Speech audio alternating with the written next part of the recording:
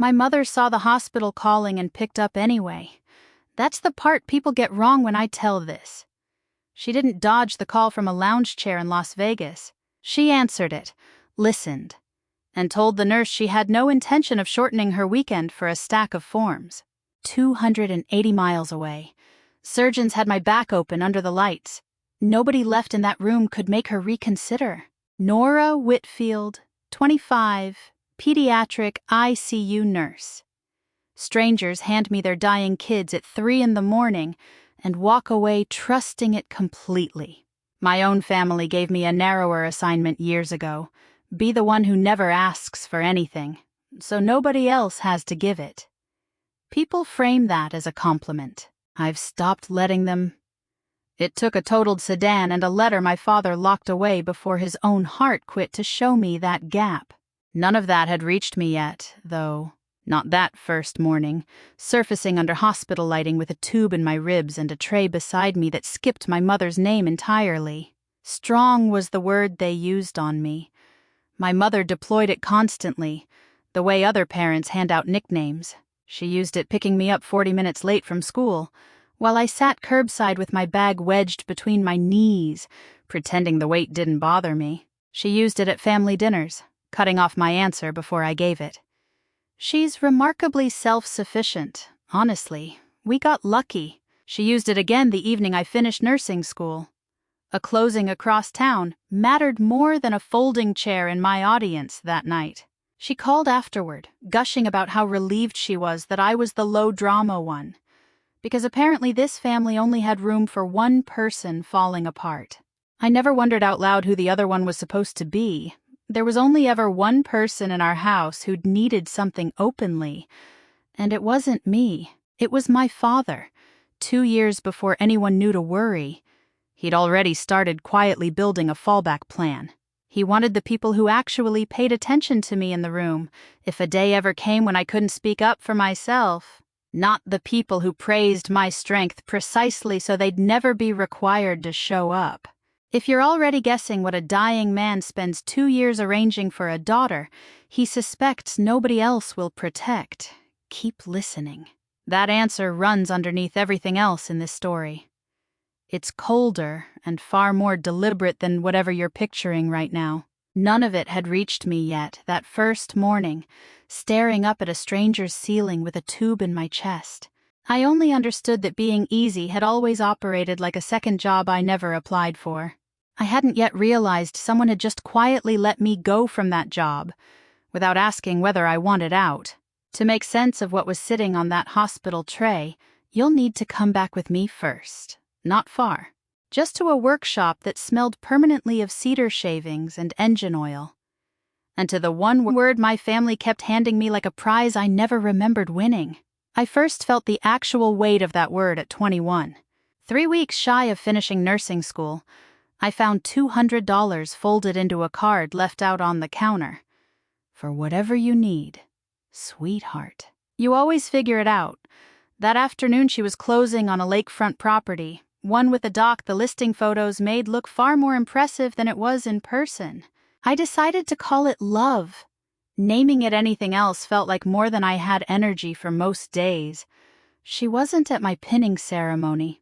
She wasn't there the night I found out I'd passed my boards either. And I ended up sitting by myself in the hospital parking lot, phone in hand, with nobody to call yet. She excelled at being proud of me from a distance. Distance, if nothing else, was a place she reliably arrived on time.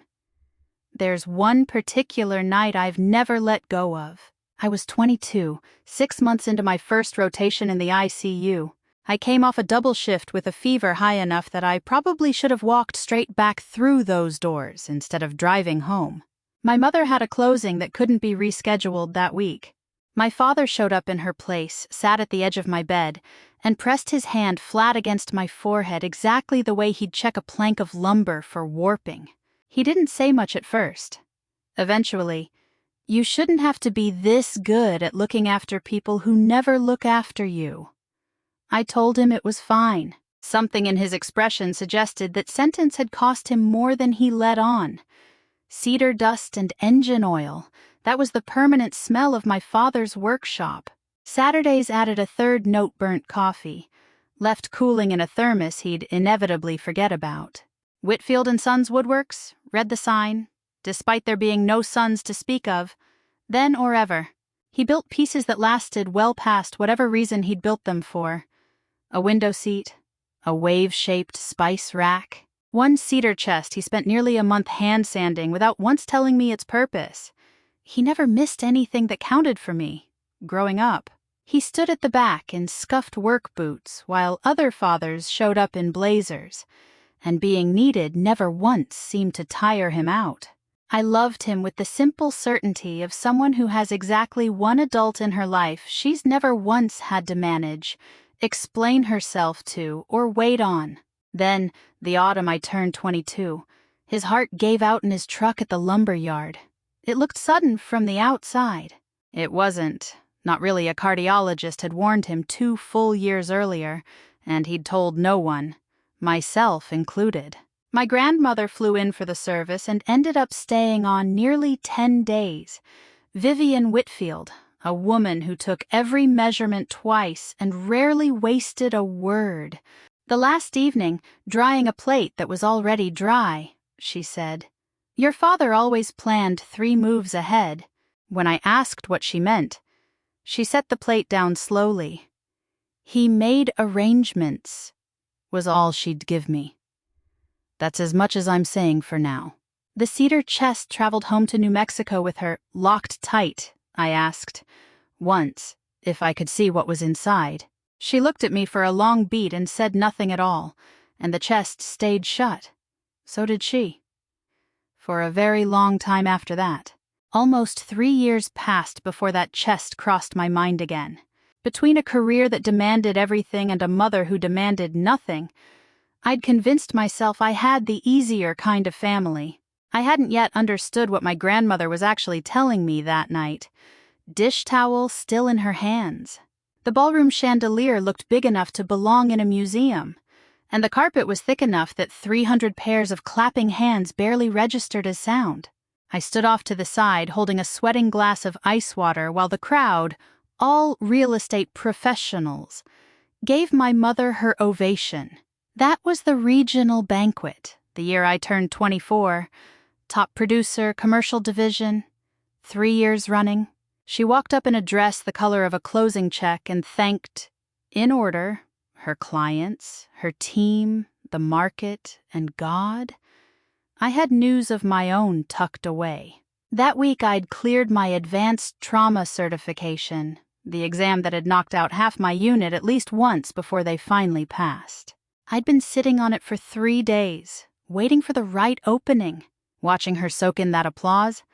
I let myself think maybe tonight would finally make room for mine too. Later, at our table, a man in an expensive jacket asked what I did for work.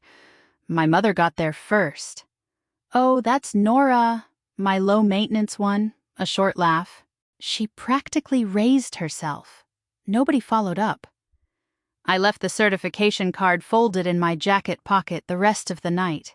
I ran my thumb over its edge until the plastic warmed, unmentioned, same as most things that only ever mattered to me. That silence is the part that actually rearranged something inside me, not what she'd said, but what nobody said afterward.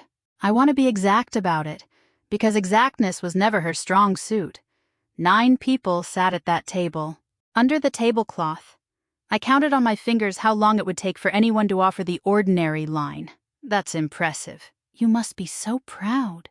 I ran out of fingers twice over. Nobody spoke up, not from cruelty, but from agreement. The room had already decided, years earlier, that Nora doesn't need anything from anybody. Nobody bothers correcting a story that convenient. The ride home is where a different thread picked up, though I didn't recognize it as one yet. My mother drove one-handed, phone pressed to her other ear, headlights sweeping across her face and then mine in turns. Her award sat in the back seat, locked in its block of acrylic. This wasn't a client call. Her voice had already dropped the polished showroom version she used for those. "The carrying costs are burying me," she said, quiet, almost like she'd forgotten I was there. "No, I can't cover that again." A beat. Fine. We unload the Crestline lot. Take the loss and move forward. She ended the call, set the phone face down on her leg, and just like that, the warmth switched back on. Like a furnace catching after a cold start. You're so easy to bring anywhere, she said, eyes on the road. I never have to think twice with you. I tucked it all away, carrying costs. Crestline. Cover that again, a habit I'd built over years of holding on to pieces I couldn't yet decode. The overheard fragment, the door closed a half-second too firmly. I wasn't trying to build a case against her. I only thought I was paying attention. Since that was the one form of love I actually knew how to offer that nobody could return unopened. I had no idea those saved fragments would eventually land on a lawyer's table and help decide who got to claim me. 5 days out from my 25th birthday, she booked herself a weekend in Vegas with 2 co-workers from her office. You're fine with it, right? Thumb already gliding across her phone screen. You're always fine with it. I was fine with it. That much was true. It was also entirely the problem, and I still didn't have the words yet to separate the two. Nothing about that Tuesday warned me. Priya was a co-worker who'd become the closest thing I had to family my own age. She offered to drive me after our shift to finally test drive a car I'd been eyeing online for months. Mine, potentially, depending on how financing worked out. I can still feel the seatbelt locking across my collarbone. A green light up ahead, me thinking, casually, that I'd text my mother we'd be back by 7. Everything after the truck ran that red is missing. There's a gap where the memory should be. Doctors reconstructed it for me afterward, in careful clinical language. The collision. The airlift. Vertebrae rebuilt with rods and screws before swelling could compress my spinal cord permanently. What I actually remember stops at the seat belt and the green light. It jumps from there straight to an unfamiliar ceiling. Eventually there's a single document, one that explained more about my family than 25 years of living with them ever had managed to. My mother was still in Vegas the first time the trauma unit's number flashed on her screen. She picked up. The hospital's own records show exactly that 90 seconds on the line, then silence afterward. 2 more follow-up calls went completely unanswered after that. I'm not cutting my trip short over paperwork, she told the charge nurse. My grandmother repeated that line to me later, still visibly stunned by how calm my mother had sounded delivering it. My grandmother's call came near midnight, and unlike my mother, she didn't pause to think it over. Vivian Whitfield grabbed a bag and locked up the house. She drove 6 straight hours through the dark, the length of New Mexico and into Arizona. Gas station coffee got her through it. That and whatever reserves a 74-year-old woman keeps on hand for nights exactly like that one. By the time she arrived, my surgery was already finished. Doctors were keeping me sedated on purpose by then, giving the swelling around my spine a chance to settle.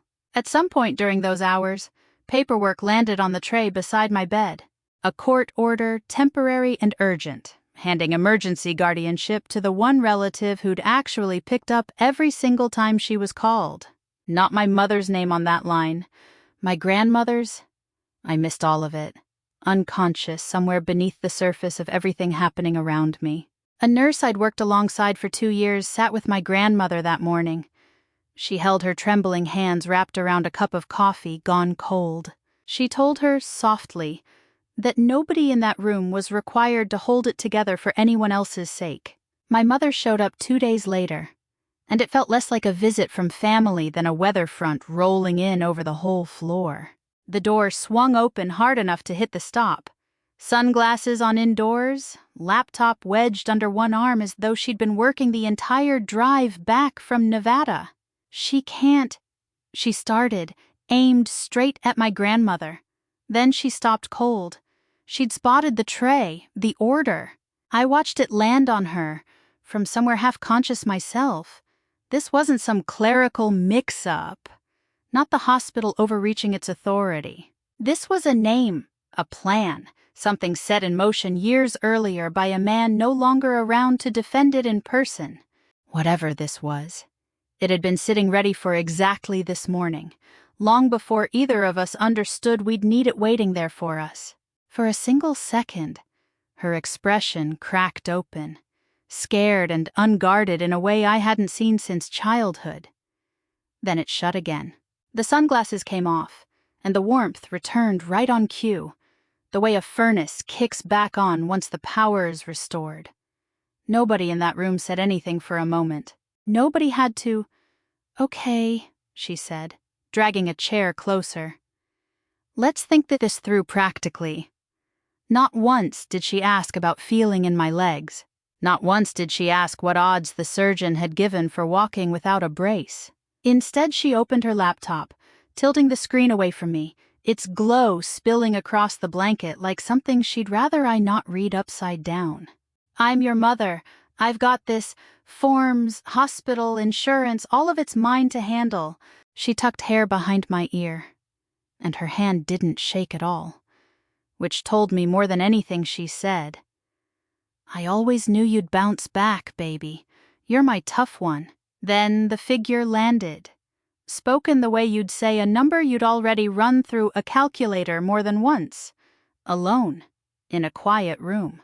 "Once that settlement lands, and it will 680,000 is a fair floor for damage like this, we'll get it locked down properly." 4 days had passed since the crash. I hadn't been out of that bed once. Hadn't so much as sat upright on my own yet. Gordon Pratt reached us by phone that afternoon, my grandmother holding it flat so her hearing aid could pick it up. He spoke like a man who never trusted a sentence until he'd read it twice. "Nora, your father put some things in place a while back. 2 years before he died. After a cardiac scare he barely mentioned to anyone." He paused, choosing words carefully. "I regret not calling the day of your accident. It took us longer than it should have to connect. But understand this, nothing happening to you right now would have caught him off guard." He'd already pictured something like it. I only had one real question for him. "What exactly had my father done?" "He left instructions," Gordon told me, "somewhere specific because he didn't want anyone finding and undoing them while he was still around to be argued with. Your grandmother's bringing it to you. Better you see it than hear it secondhand from me." That evening my grandmother returned. Cedar chest cradled against her chest like it might spill open on its own. She lowered it onto the blanket, right there between the two of us. Smaller than I remembered it, though things from childhood always seemed to shrink that way. Tiger grain wood, corners dovetailed by hands I'd recognize anywhere.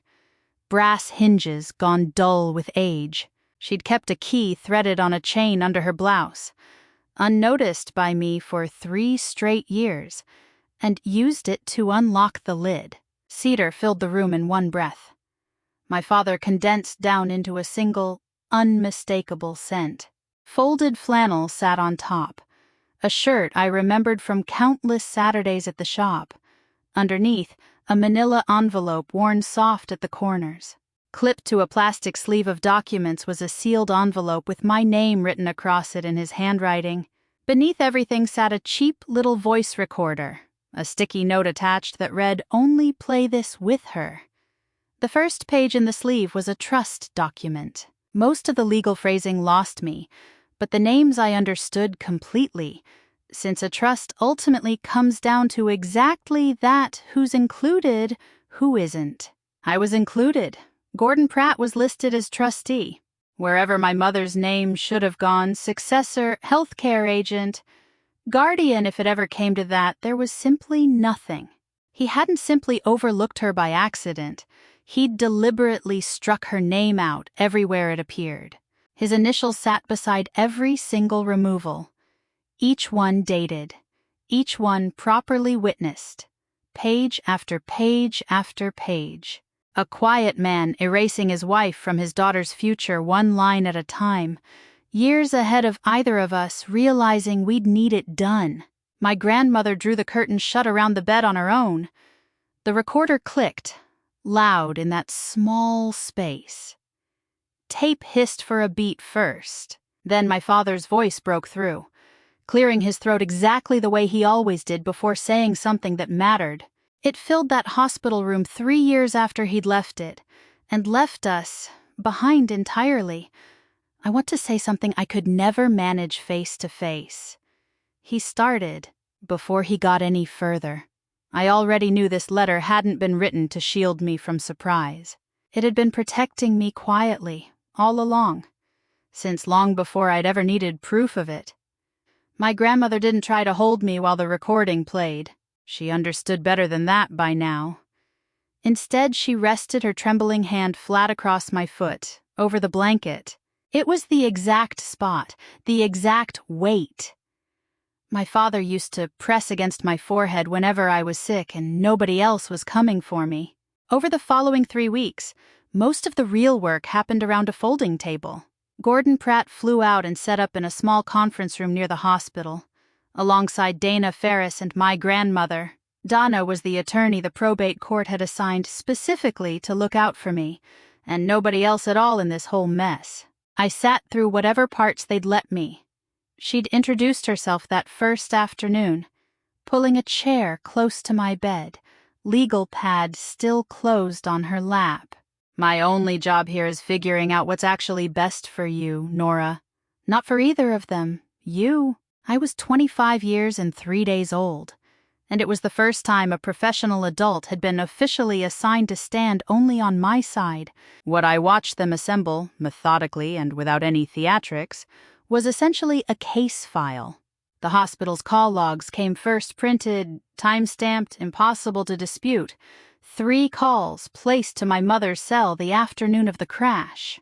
She'd answered exactly once for 90 seconds and let the other 2 ring out. 41 hours passed between that single answered call and her actual arrival at my bedside. 41 hours during which her phone sat somewhere in Las Vegas while hospital staff tried repeatedly to reach the one person with legal say over my treatment. Gordon lined the pages up neatly as he set each one down, the way a card player reveals a hand one piece at a time. The healthcare directive, the trust. Her name struck out, the call log. "This case isn't complicated," he said. More to himself than anyone. "She's built the whole thing for us already. We just have to present it in order." Nearly everything my mother had done that month now existed on paper. On the drive to a follow-up appointment, my grandmother eased off the gas without me asking, passing a listing in one of the nicer neighborhoods. Dead grass, sprinklers cut off, a red banner stapled across the sign short sale. Above it, my mother's headshot, the same one plastered on her highway billboard. Watching someone's downfall get quietly advertised on a front lawn, of all places, is an oddly specific kind of strange to sit with. I'd spent my whole life assuming my mother had real money, or at least the convincing appearance of it, which in her line of work amounts to nearly the same thing. Conservatorship cases force everything into the open, since a court asking whether you can manage someone else's finances inevitably starts asking about your own. Her books, hidden behind good staging and better lighting for as long as I'd known her, spilled out across that folding table in red ink, column after column. $255,000 in debt, most of it tied to a personal guarantee on a commercial project that never sold to anyone. She'd refinanced the house twice, draining out the equity both times she did it. The spring before my accident, she'd cashed out her entire retirement account, $110,000. Penalties and taxes included, the financial equivalent of tearing apart your own furniture just to keep warm for one more night. Nobody does that while things are actually going well for them.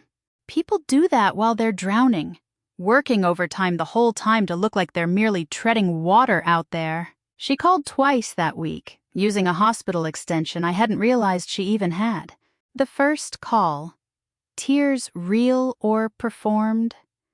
I genuinely can't say anymore, since she stopped being able to tell the difference herself long ago.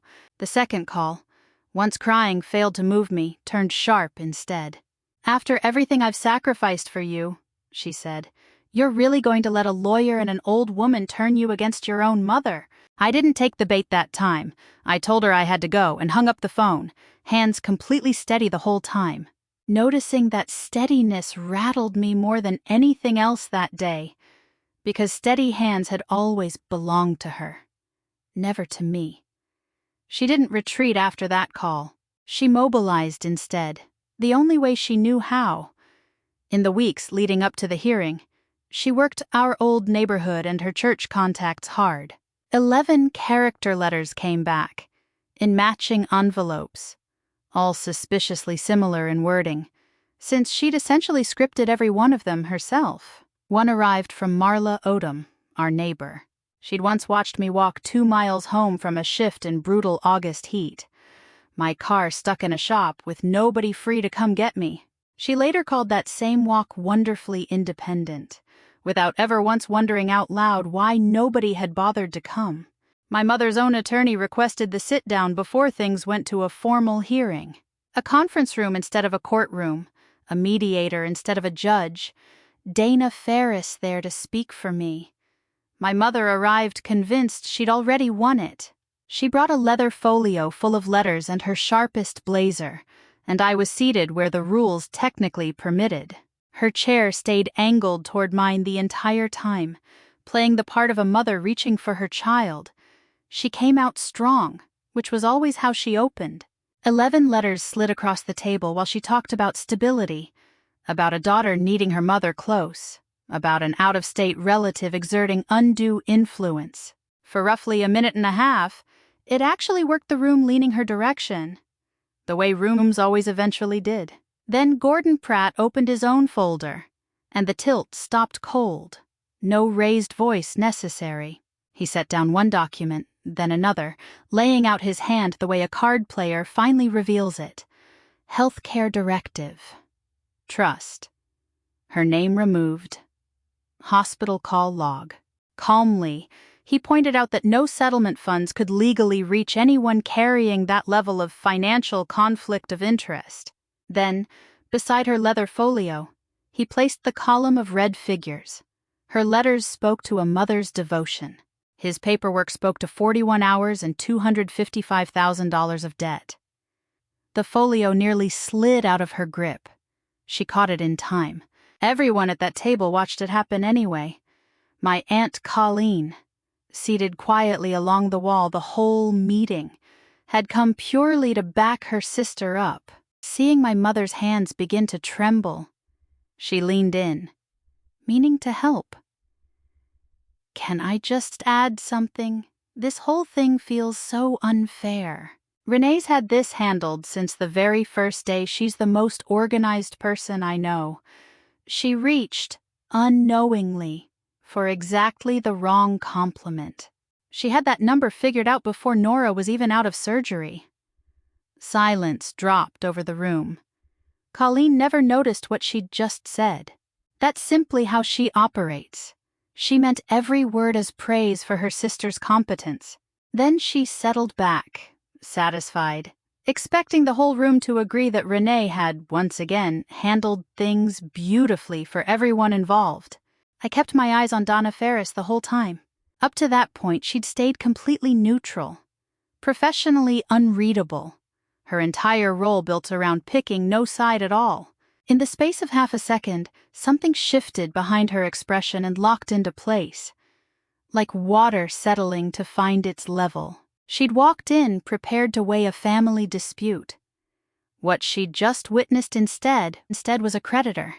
Even then, my mother tried to salvage it. She didn't fall apart. I'll credit her that much. She watched Colleen's words land, watched Dana's expression change, and reached for the one tool that had never once failed her. Colleen doesn't mean it the way it sounded, she said, laughing lightly, smoothing it over.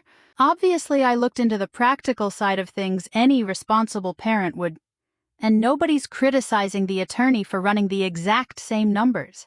She turned toward the mediator, hands open, inviting agreement. That move might have landed a week earlier. Not now. The room had already glimpsed what was underneath, and there's no unseeing something like that. She tried it twice more, each attempt smaller than the last, and each time the silence simply held its ground. I think that silence unsettled her far more than any piece of paper could have. Documents. She knew how to fight. A room that had quietly stopped agreeing with her was something she had absolutely no strategy for. For the first time I could remember, ever. I sat and watched my mother try to work a room full of people, and watched every single one of them refuse her. The figure Colleen mentioned, it turned out, traced back to a phone used poolside at a resort. Gordon had subpoenaed her communications, since any argument about her handling my money fairly opened the door to examining what she'd already done with my claim. Discovery surfaced an email. Turned out my mother had gone straight to the at-fault driver's insurance adjuster on her own. She presented herself as the injured party's mother, requesting policy limits and an estimate of the claim's likely value, all in businesslike, well-practiced language, sent at 9:14 on a Saturday night over the resort's wireless connection, while I remained sedated in intensive care. A full day would pass before she ever drove down to sign a single document in person. I keep circling back to the details of that night. A hotel robe, most likely. Some quiet hallway hum in the background. Her daughter on a ventilator, 280 miles away. And there she was, opening a laptop in all that quiet. Not searching for a way back to me. Calculating, instead, precisely what the body in that hospital bed might turn out to be worth to her. The night before the hearing, my grandmother handed me a block of pine and a square of sandpaper. Both had been packed carefully among her clothes, as if she'd known all along she'd need them. We sat together at the small kitchen table in the rental we'd been staying in.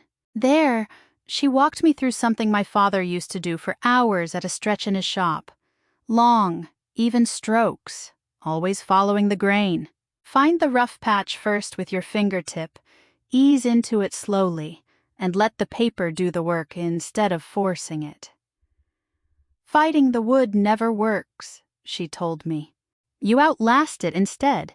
It softens on its own schedule, not yours. Neither of us said much after that. Just the quiet scrape of sandpaper and a little sawdust collecting under my fingernails. The block gradually smoothed under my palm, in a way that felt like the first thing I'd genuinely repaired myself in weeks. Somewhere around the second hour, I realized this had nothing to do with woodworking.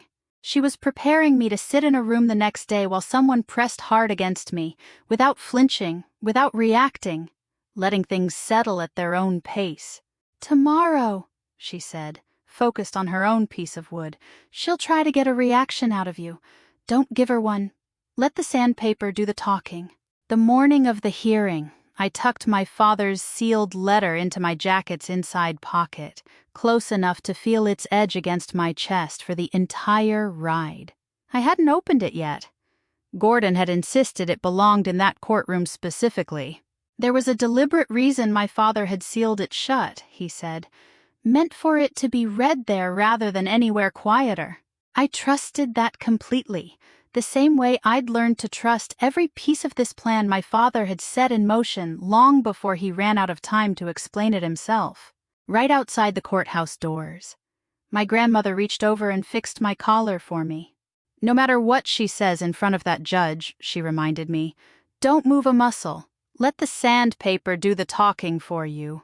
Inside, the courtroom looked nothing like television versions. Smaller, dimmer, fluorescent lighting overhead. A flag in the corner badly in need of a press. The judge was a woman somewhere in her 60s, reading glasses on a beaded chain. She ran her courtroom quietly, the way people do once they've stopped needing to prove anything to anybody in it. My mother spoke first. She'd dressed carefully for the occasion. Soft blue, understated, tissue folded and ready in one hand, though her eyes never actually needed it. I recognized a habit in her that day I'd never once put a name to before. Whenever she was closing something, she'd spin her wedding ring around her finger with her thumb, over and over again. 3 years into widowhood. And that ring hadn't left her hand once. In that courtroom, the ring kept spinning while she delivered her version of events to the judge. Credit where it's due, she was good. She described a devoted single parent doing everything she could. A tragic accident. A frightened daughter. A grandmother, well-meaning but overstepping her bounds out of grief. Her voice never rose once. She called me her daughter twice in that careful tone. She asked the judge to put things back the way they belonged. In her words, with a daughter returned to her own mother's care. Not once did she ask whether I was in pain. Not once did she ask if I'd walk without the brace eventually, whether I'd been conscious when the truck hit us, or what the surgeon had actually told me about my odds. Instead, she reached for the one word that had always carried her through everything. Practical. Let's simply be practical here. It was a polished close. The ring kept turning, and I stayed perfectly still and let the sandpaper talk. Gordon Pratt didn't put on a show. He'd learned, apparently, that in a courtroom like this one, the evidence spoke louder than any lawyer could. He submitted the healthcare directive first, signed and witnessed years earlier. Next came the trust. My mother's name struck through in my father's own hand. Then the phone log. 3 calls went to the respondent's cell the afternoon of the accident, Your Honor, he stated. From the one call she answered to the moment she physically arrived at the hospital, 41 hours passed. The judge studied the log, then looked directly at my mother. Is this accurate 41 hours? Her thumb froze on the ring. I was in shock. Your Honor, I needed 1 day to process it. Anyone would... 41 hours, the judge replied, flatly, no edge in her voice at all. Isn't a single day. She let that fact hang in the room long enough for its weight to register with everyone present. My mother started to justify herself further, since explaining had always doubled as a form of closing for her. But the judge had already turned her attention to the next document entirely. That's the exact moment she understood, for what might have been the first time in her life, that this particular room wasn't going to let her talk her way out. Gordon wasn't finished yet.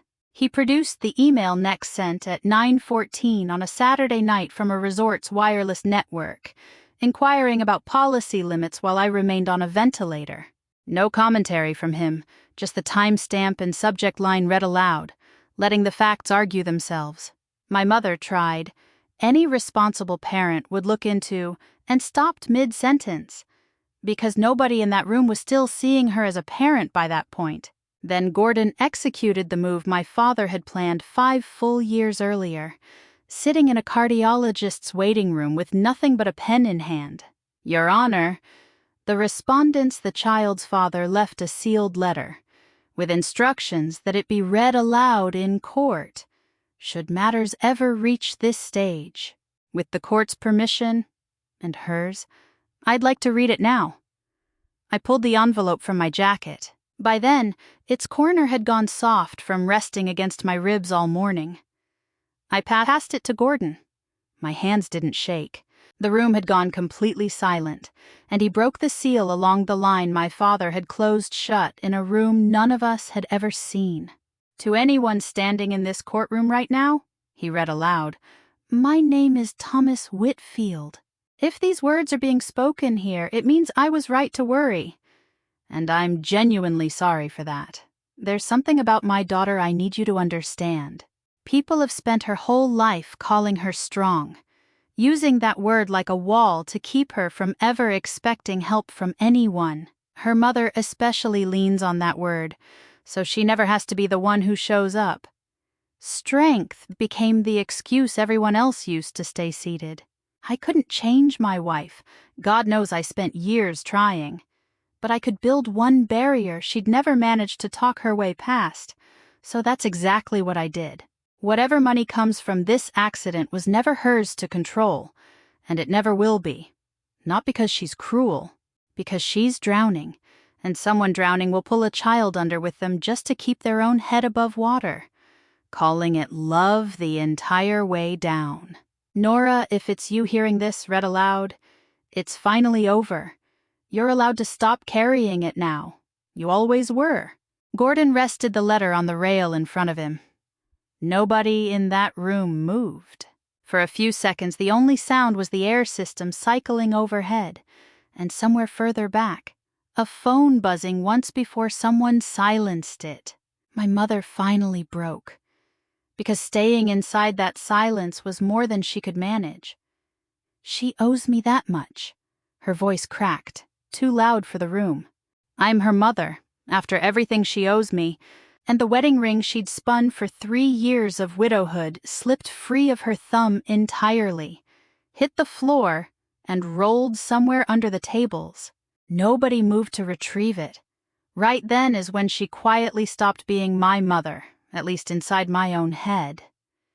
From then on, she was simply Renee. Dana Ferris rose to her feet. "Your Honor, I was appointed to represent this young woman's interests, and I've heard more than enough to state my position clearly. What I'm looking at here isn't a parent trying to protect her child. This is a creditor managing an asset. Plain and simple, and I'd ask the court to treat it exactly that way." The judge removed her glasses. Her voice stayed level as she denied both petitions outright. "Guardianship of my person transferred to Vivian Whitfield, the one who'd driven through an entire night without hesitating once. Any future settlement funds would fall under an independent conservator instead, not my mother, who would never be granted access to a cent of it." The whole ruling took under 2 minutes to read aloud. They were the quietest 2 minutes I have ever sat through. She'd walked in ready to close a deal. She walked out with absolutely nothing in her hands. Not even her own ring. Weeks later. My grandmother and I drove past the bench outside the grocery store where my mother's headshot had smiled out at traffic for years. It was blank. Just an empty ad frame with a phone number for whoever wanted the space next.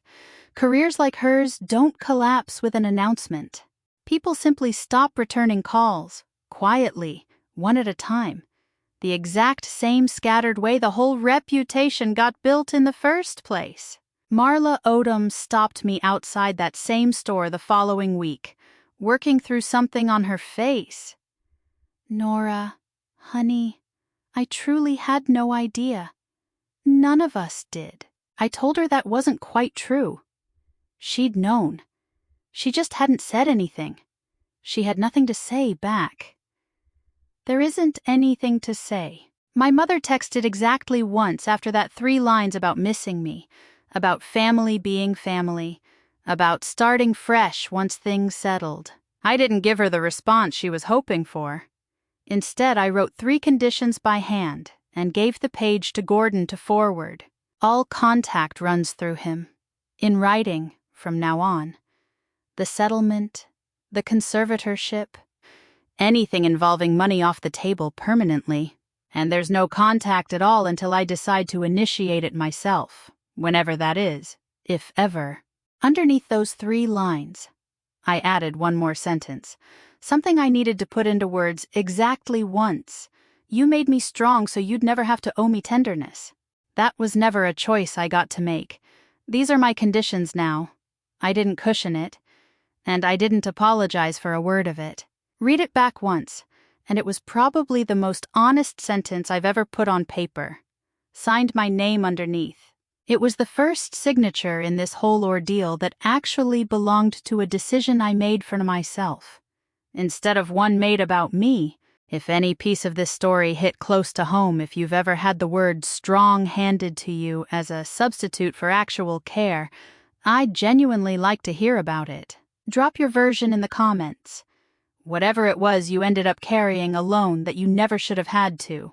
My bedroom window at my grandmother's place looks out over a stock pond at the edge of her property. Nothing spectacular, just water, some brush, a row of cottonwood trees along the bank, evenings. The light falls flat and gold across the water.